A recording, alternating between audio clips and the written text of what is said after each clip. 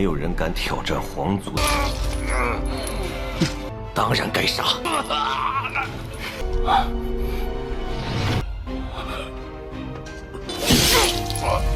众多种族完全听命。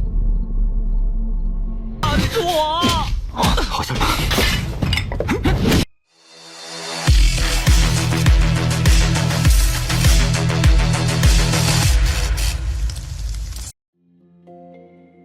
Halo semuanya, selamat datang di Ruang Sinema. Bagaimana kabar kalian semua? Semoga selalu sehat dan baik-baik saja.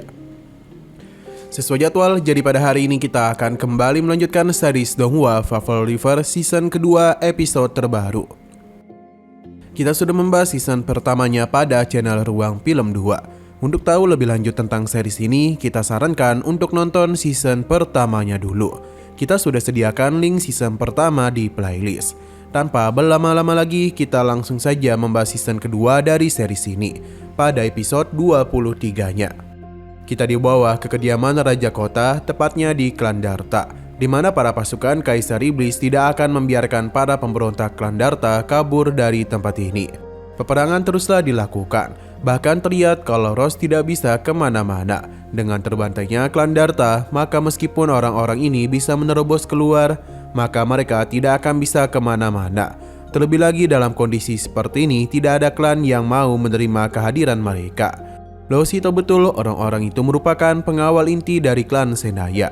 Mungkin Kaisar Dewa juga telah datang kemari. Sepertinya mereka itu ingin membasmi habis orang-orang klan Darta. Sosok ini meminta izin untuk memimpin pasukan elit agar bisa menyusup ke camp musuh. Pada malam harinya, penyusupan mulai dilakukan agar bisa menebas kepala Taka. Perlahan-lahan namun pasti pergerakan mulai dirinya lakukan. Di saat pasukan iblis tengah tertidur, Rose bersama pasukannya mulai menjalankan rencananya. Hanya saja para prajurit yang membawa persediaan belumlah kemari. Selain itu, mereka juga masih belum tahu apakah rencana penyerangan kepada Taka akan berhasil. Rose yakin itu tidak akan mungkin. Dan benar saja di sana tidak ada Taka, melainkan ada Li Bungsu saja. Para pasukan penyusup pun telah berhasil terkepung dan dihabisi. Meskipun gagal, setidaknya penyerangan ini akan menimbulkan sedikit kekacauan di luar. Hanya dan begitulah mereka memiliki kesempatan untuk keluar dari pengepungan. Sayang sekali Kaisar Dewa sudah lebih dahulu datang dan membuat mereka tidak bisa kemana-mana lagi.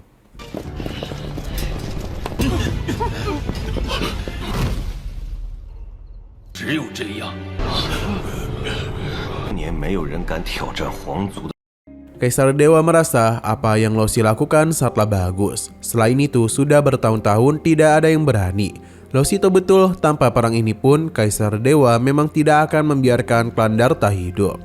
Walaupun kesempatan menang mereka kecil, tapi setidaknya klan Darta tidak menunggu mati begitu saja.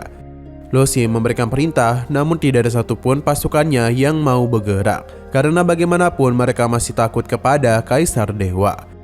Kaisar Dewa meminta mereka untuk menuruti perkataan Lucy, hingga dia pun mulai melakukan sesuatu di mana semua senjata para prajurit dirinya ambil alih dan penyerangan langsung dia lakukan. Seketika saja terdapat begitu banyak pasukan Lucy yang meninggoy. Tidak hanya itu, serangan juga kembali dia lakukan yang membuat Lucy terluka. Kaisar Dewa memberikannya 3 kalimat untuk diucapkan. Lucy yakin jika Li Bungsu tidak kemari dan para klan lainnya mau membantu mereka, maka klan Darta tidak akan mungkin kalah. Sudah 2 kalimat yang ia ucapkan. Lucy merasa kalau nasib klan Darta hari ini akan dialami juga oleh klan Zendaya. Kini Lucy hanya memiliki 1 kalimat terakhir, di mana ditunggu para bawahannya diampuni. Namun sayang sekali Kaisar Dewa sudah memberikan perintah untuk tidak akan membiarkan orang klan Darta hidup. Sesaat kemudian Li Bungsu bersama pasukannya pun datang dan langsung menghabisi semua orang di sana. Setelah semua itu, Kaisar Dewa ingin bertemu dengan para pemimpin klan lainnya.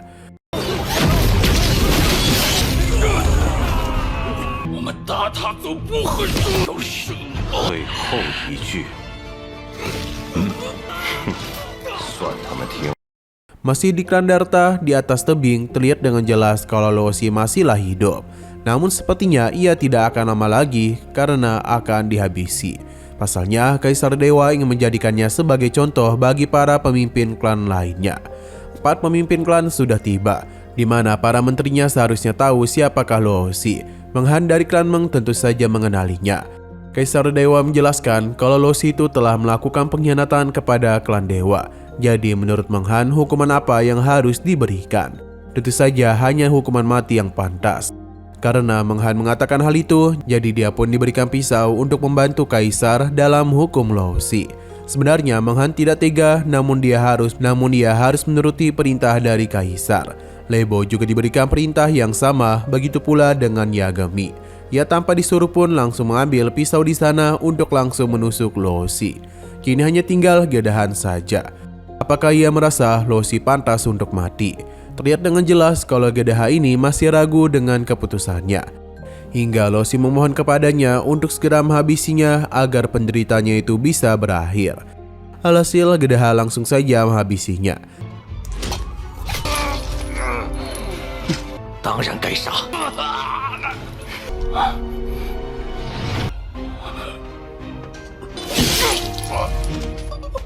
Dan apa yang dia lihat, Kaisar merasa mereka masihlah setia kepadanya. Ia tidak akan pernah meragukan kesetiaan dari para menterinya. Dalam 1 bulan lagi, dia akan mengirim pasukan untuk menumpas pemberontak di timur jauh. Jadi masing-masing klan akan mengirim 50.000 pasukan untuk membantu pasukan kerajaan.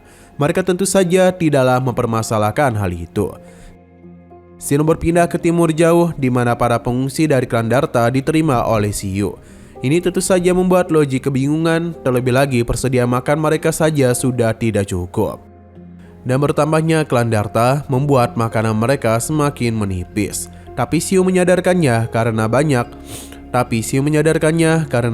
dari para pengungsi yang merupakan prajurit klan Darta.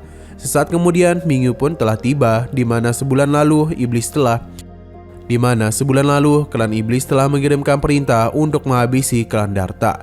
Jadi orang-orang yang datang kemari kemungkinan telah berhasil melarikan diri terlebih dahulu. Dengan begini berarti perang di klan iblis sudahlah selesai. Pasukan Luo Xi telah kalah telak dan dia sudah dipenggal. Kabar mengatakan kalau penyerangan akan kembali dilakukan kembali. Untuk mempersiapkan diri setidaknya membutuhkan waktu 2 bulan. Dengan begitulah maka 2 bulan lagi pasukan timur jauh akan kembali berperang. Apa yang terjadi sebelumnya telah membuat pasukan Siyu berkurang sangat banyak. Jangankan pasukan, logistik, obat-obatan, dan yang lainnya saja mereka masih kekurangan. Untung saja Siyu masihlah memiliki cara.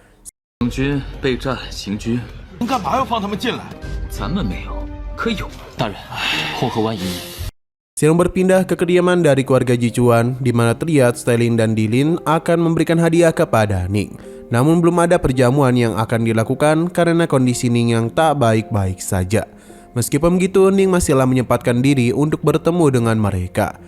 Ia senang karena mereka memberikannya hadiah. Tapi di tengah pembicaraan itu, Ning harus pergi karena bertemu dengan Direktur Jenderal. Sterling dan Dilin tidaklah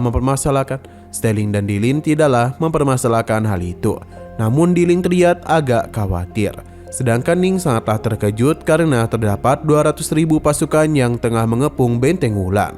Direktur Jenderal sudah tahu kalau Raja Guangming merupakan Siyu. Ning berusaha untuk memberikan pembelaan kepadanya, di mana pamannya tahu betul kalau Ning masihlah mencintainya. Jadi dia mencoba untuk menyadarkannya. Tidak peduli mengenai apa alasan Siyu mengepung Benteng Walun, namun mereka harus berhati-hati karena ini merupakan sebuah bahaya. Kembali kepada Dilin dan Sterling, di mana mereka bingung mengenai apa yang telah Siyu lakukan. Namun mereka berdua menyadari ada seseorang di dalam sana.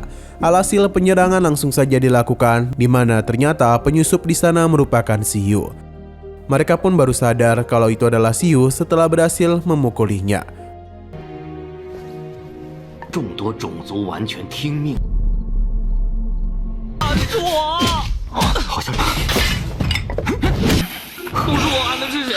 Wajar saja mereka agak kaget karena Siyu malah masuk kemari dengan cara menyusup. Padahal Dilin sudah memberikan kode rahasia kepada para prajuritnya.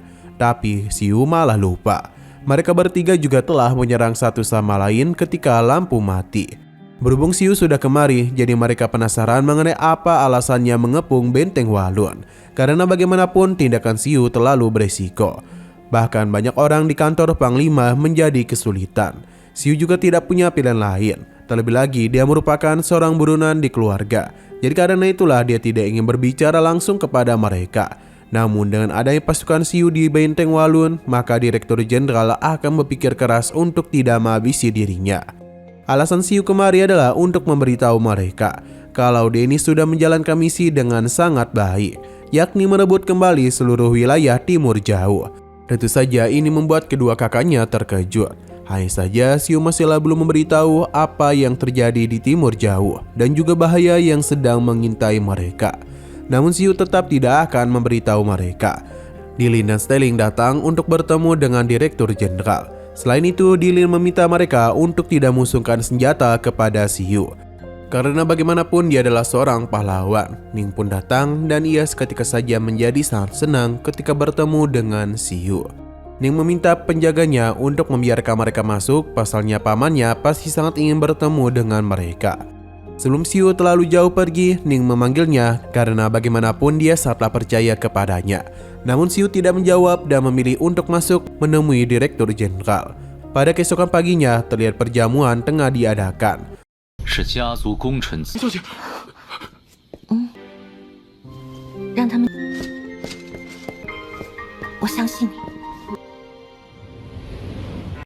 Orang-orang bingung karena bagaimanapun ulang tahun Ning seharusnya hari kemarin. Tapi mengapa perjamuan diadakan di hari ini?